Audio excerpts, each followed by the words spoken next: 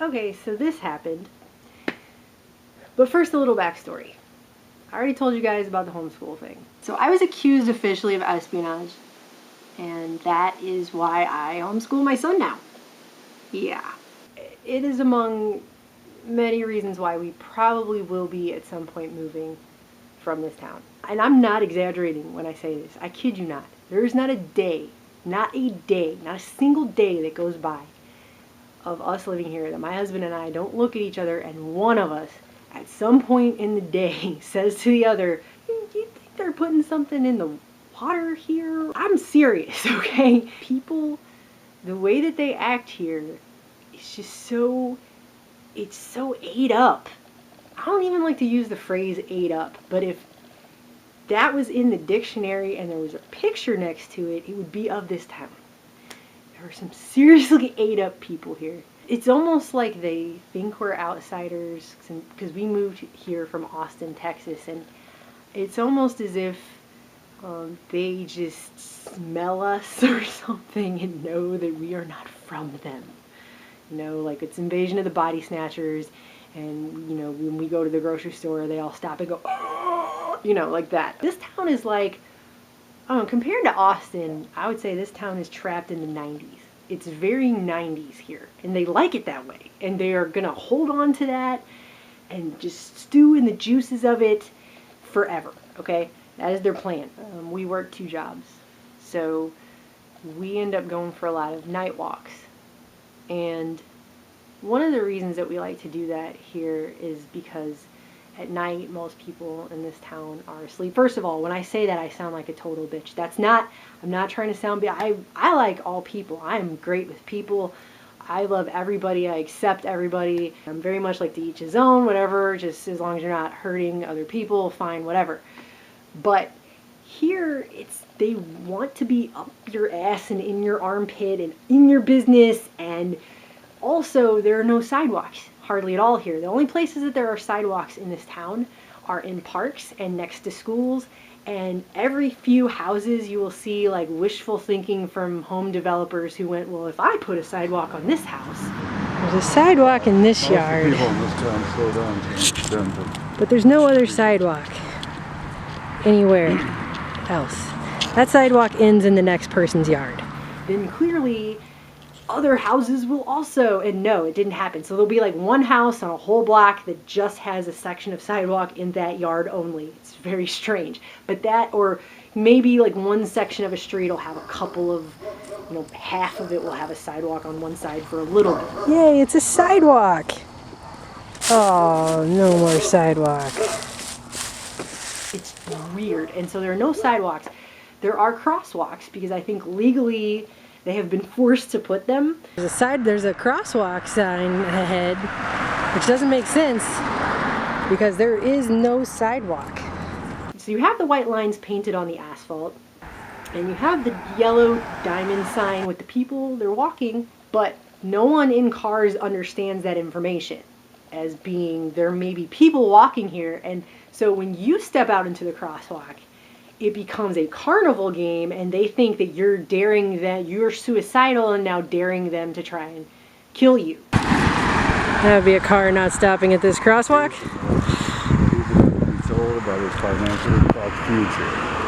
This would be another car not stopping for us to cross the crosswalk. That's just how it is. No cars ever stop at crosswalks in this town. There might as well not be crosswalks. There's no reason for them to exist. And so that's what they do, and every time, so we like to walk at night, basically, long story short, because seriously, people treat everyone who walks in this town like they're insane. Case in point, my daughter and I were going for a walk the other night, and we decided because of that, specifically because of that, that we would go in the empty elementary school parking lot and take the dogs out because they needed to go and everything, and we just thought, well, that way we'll avoid crazy people in cars who don't understand pedestrians exist. And so we did that, and a guy in a truck, and I shit you not, and that's the phrase I'm going to use because it's very Texas. I shit you not, okay? Guy in a truck comes flooring it. He had a choice. He came up to the four-way stop where you can either go the other way or you can go straight into the school parking lot. floors it into the school parking lot, and you can tell there was a moment of hesitation, but then he saw we were there, and so he decided to come into the empty elementary school parking lot, floors it towards us. We, of course, get out of the way, because obviously here comes a crazy person in a truck. Like, this town isn't completely filled with crazy people in trucks. That's all this town is, okay? Guy floors it through the parking lot towards us. We get out of the way, and as he's driving by, he goes, "Go home!" That's what he did. He decided to come through the school parking lot just so he could drive by us and scream hateful, "Go home," at strangers. Aaron and I were out for a walk the other night, and we came to a place where we had to wait because the car was going to turn. And so he comes up to turn, and then we stop so he can turn and, you know, go, because he's in the car or whatever, and we don't want to get hit by him, even though pedestrians usually have the right of way, but not in this town. It doesn't exist. And so we're waiting at the corner, and he doesn't know what to do, because he's like, "Oh, there's people walking. I don't know what that, it doesn't compute. I don't know what it means." And so he starts to turn and then doesn't turn, and then he like floors it away. Like, we're going to somehow, like, we're going to jump on his car and try to eat him. Like, I'm just saying, this place is fucking nuts, okay? It's nuts. With that setup in mind, here's the story I wanted to tell you guys, because this happened, and it's an ongoing drama that still is not dead. Aaron and I, we were out walking. It was like 1:30 in the morning. Very quiet, clear night. It's wonderful. It's a good time to talk. There's no people who are going to act crazy because they don't understand that anyone would go for a walk at 1:30 unless they are a terrorist or have nefarious designs or something. We end up going through multiple different neighborhoods because we walk for a while, and we go through a neighborhood where everyone has decided they're going to start getting rid of things, you know, because it's trash day, and there's all this, it's curb trash day. So all these people have like curb trash that's kind of like, here's the trash we actually are throwing away, but here's stuff we're just decided to get rid of and not donate or something, and they leave it at the curb. That is a universal sign, and everyone knows about that, okay? So we're walking in, and we come across, you know, a yard that's got a whole bunch of stuff, and one of the things was a giant clock. It's a big round clock that the hangy thing had broken off the back, and obviously they tried to glue it a couple times and it didn't stay on. I'm like, I'll repair that. That's a cool clock. And Aaron found like a broken fountain thing that has a lion face on it. And there was some other stuff too, but those two things we thought, well, that's pretty cool. We have a garden in the backyard. You know, Aaron works really hard on trying to fix up the backyard. So we'll get these things and we'll put them on the back porch, and we'll put the fountain thing in the backyard, and it'll be cool. My whole house is filled with curb trash. I have a dresser in this bedroom right now that I got from some, you know, college kid with a trust fund that's like a $200 IKEA dresser that just left at the curb after the semester was over. We got that thing in like 2013. And I still have that dresser. None of my silverware matches. I'm one of those people. I don't care. I love curb trash and thrift stores, and most of my clothing is thrift stores. I don't care. Okay, so I love it. So we get the stuff, but we realize it's cold, and we're gonna have to walk a pretty long way with it. So at first we're just like walking along do-do-do, and it's not a big deal. But as we start to get, you know, closer to leaving that neighborhood and more towards our neighborhood, and it's been over, you know, 25 minutes or something, we start to kind of get this feeling of like, oh yeah, we're walking in this town, and now we're carrying things that might not look so good. It was not a thought that crossed our head at the time, obviously, when we picked the stuff up, but by the time it did cross our minds, we were so far away from where that was and much, much closer to where we lived that we'd already committed. That was our stuff. Like, we earned it just by walking like a mile with it in the cold. At that point, it's a commitment has been made. So we get to a main road, and there's a car coming, and Aaron's like, put it down, put it down, put it down. So we put the stuff down, and we stand there for a second while the car passes, which is just kind of funny because you know, it's not like we're going to just look nonchalant with our stuff at 1:30 in the morning, like we're just standing on a corner with stuff going, like, that's obviously not what's going on. But so the car passes, and we're thinking, oh, we need to get home. We need to just get home, get this home, because this is probably someone's going to take this the wrong way. So we cut back over to our neighborhood. We get a couple streets away from our house, and all of a sudden, a guy in a dually pickup truck pulls out from a side street and starts creeping down the street behind us.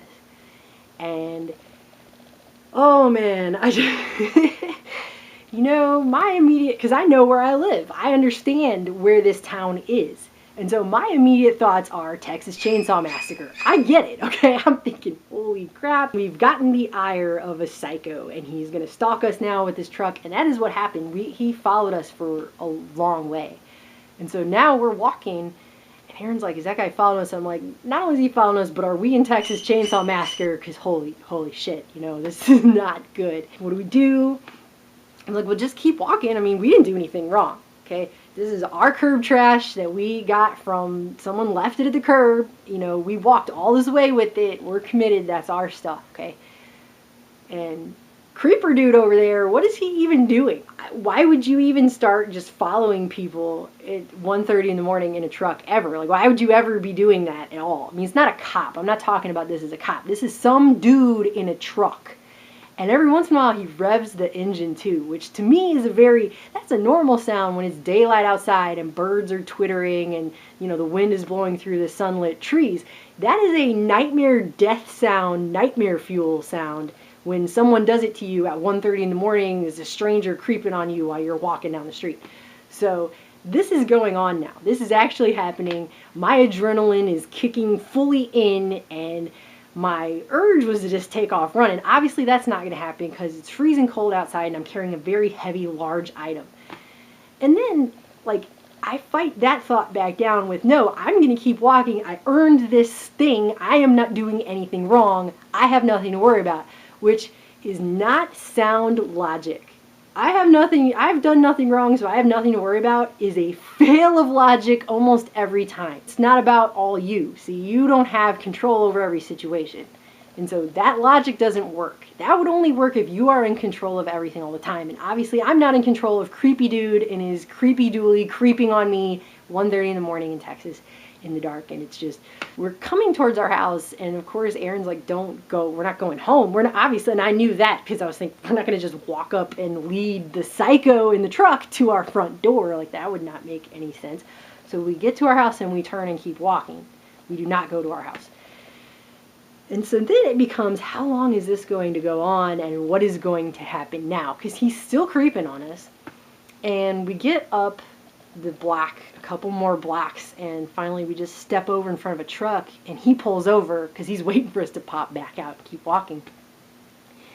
And so we're standing there, and he's like, what should we do? Should we just ditch the stuff? And I'm like, no, because then we look like criminals now. Then we will look like people who have committed a crime, that we've stolen stuff. Although at this point, if the guy still thinks we're a criminal, it kind of doesn't make any sense, because if you're a criminal and someone catches you doing something criminal, usually the criminal will then stop the crime that he's committing and run away. That is what a criminal does if you're guilty of something. If you're not, then you would continue to do everything at the same normal pace you've been doing it. And we've been walking at a normal pace. Like, we didn't take off running because creepy dude was there, although I think a lot of people would, because that's scary as hell. But we didn't. We just kept walking at a normal pace, minding our own business with our curb trash. And so I said, but if you ditch the stuff and we take off running, he's going to think we're criminal. So now we have to just keep walking at a normal pace, and we will figure it out. We'll just keep, so I guess I'm thinking like a brilliant plan will come to us at some point. This point is when I start praying, because now I'm just like, God, please, what the hell is going on? Part of me, the crazy part of me was like, maybe I should just go get in his face, but you don't just go get in the face of some stranger in a truck in Texas at 1:30 in the morning. It's just not a very smart thing to do. So that didn't happen. There was no getting in the face of or any of that, because, you know, people always talk big and they act like they would do that, and maybe if you had a weapon, but I didn't have a weapon, and even if I had a weapon, that's like a surefire way to either kill someone or get yourself killed. Like, why would you do, I'm not going to do that. That just seems like a really bad idea all the way around. Part of me was just like, I'm gonna get in his face. What are you following me for? Do step arms, like, what's up, you know? But no, that's stupid. That will get you shot, killed, raped, left in a ditch, and whatever. So that is not what happened. We just kept walking. Finally, we start to go to the next neighborhood over, because now he's been stalking us long enough that we've come into our neighborhood being stalked by him, and now we're leaving our neighborhood still being stalked by him, and he has turned every street that we've turned on. So that should tell you, I mean, this has been going on for blocks and blocks and blocks, and because of the adrenaline and because of time and what's going on, it felt like forever. It felt like we'd been walking and being stalked forever. And so finally, though, we get ready to leave and go into the next neighborhood. On the last street before you exit my neighborhood, he suddenly just turns left and floors it up the street. So now it's really apparent to me that he must be a psychopath, and this isn't just some kind of crazy neighborhood watch guy, because now he's doing something that is very dangerous. And because we're just walking at a normal pace and we are carrying objects. We are obviously not going anywhere because we've been doing the same thing for blocks and blocks and blocks, probably like 8 or 9 blocks at this point. So our behavior has maintained. His is the irrational, crazy, psycho behavior, now flooring it down the street in a truck, where if someone had been out in the street, or, you know, a kitten or a baby or some old ladies, he would have mowed them all. They would be dead. They would be street pizza. He would have killed whoever, whatever that was in front of his car would now be flat and smushed into a jam, a fine paste on the sidewalk. That's how fast he drove up the street, which probably woke people up because it's 1:30 in the morning again, and this is the behavior of him.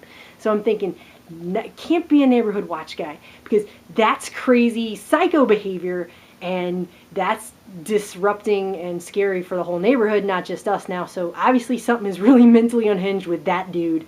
Holy shit, what are we gonna do? As we're leaving the neighborhood, there's no more streets, and the only way we could go is one more street is coming that you have to take a left, and then the street just goes straight. So I catch on from hearing his engine that he's getting ready to turn and come meet us head on. This is about to get worse. All of the adrenaline that's been building up from knowing that I'm getting stalked now by a crazy, psychopathic Texas Chainsaw Massacre truck driver from hell is about to come head on with me, because he's coming. And so I tug on Aaron. I'm like, double back now. So we take off running back the way we came, because in his mind he's thinking there's only one way we can now go forward, and we've been consistent this whole time. So he's thinking we're going to keep, you know, heading up the street. We double back and take off running. That was a scary run, because now I'm holding this thing, and I still did not let the curb trash go. That's how dedicated I am. Like I'm probably insane and stupid too, but I was like, no, no, no. Now I will keep this forever, because it has this story attached to it, and I have earned it twice over. Like, this is my broken piece of shit curb trash clock. I have totally earned.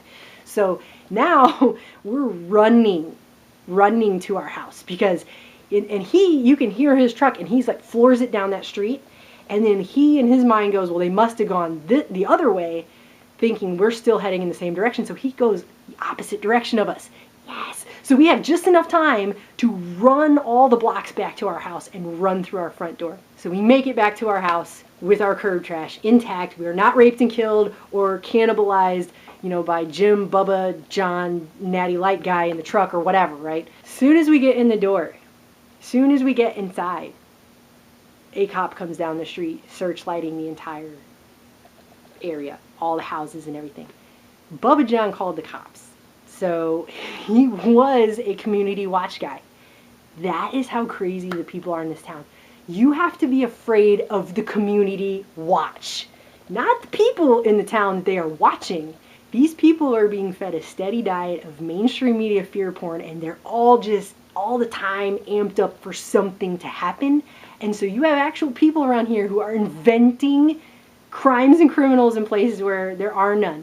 You can actually get the newspaper in this town, and it'll list out whenever the cops get called.